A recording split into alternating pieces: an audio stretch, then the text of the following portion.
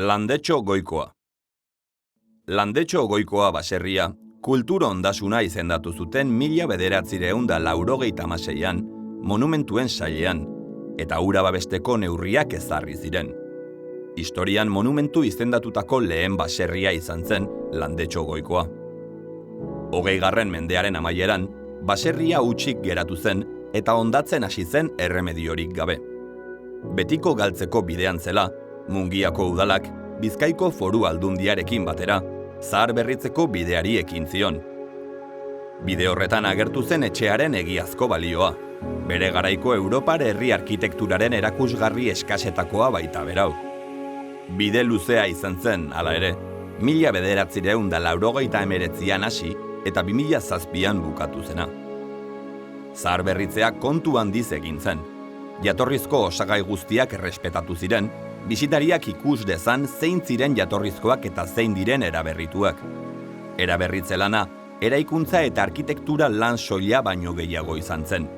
Beharrezkoa izan zen sakontzea euskal etxearen espirituan eta kulturan, Landetxo Goikoa bezalako baserrien jatorrian. Landetxo Goikoa, 16. mendean aritzez egiten zen arkitekturaren adibide bikaina da.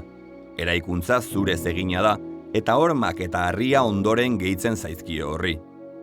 1510 aldean eraiki zen, eta bizimodu on xamarreko nekazari familia bat bizi zen bertan. Bizimodu on xamarrekoa, baina ez nekazaritza eta abeltzantza lanak bertan behera uzteko bezain aberatsa seguruenez. Baserriak 2 solairu ditu.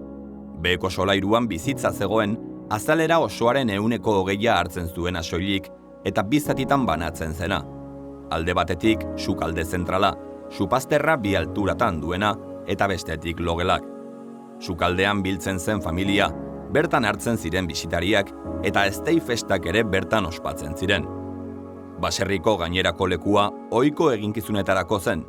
Lehen solairuan lastotegia, biltegia eta alea gordetzeko zenbait leku, ongi isolatuak izan behar zutenak, ondoren idortegi gisa erabili zirenak. Gaurko bisitariek Landetxo baserriaren arkitekturaz gozatzeko aukera dute, eta euskal mitologiari buruz barruan gordetzen duen parke tematikoaz ere bai. Bisitaldiak bidaia bat proposatzen du. Alde batetik, mitoekin eta olentzerorekin lotutakoa. Horren sorreran baitauden eguko solstizioaren eta su garbitzailearen inguruko mitoak.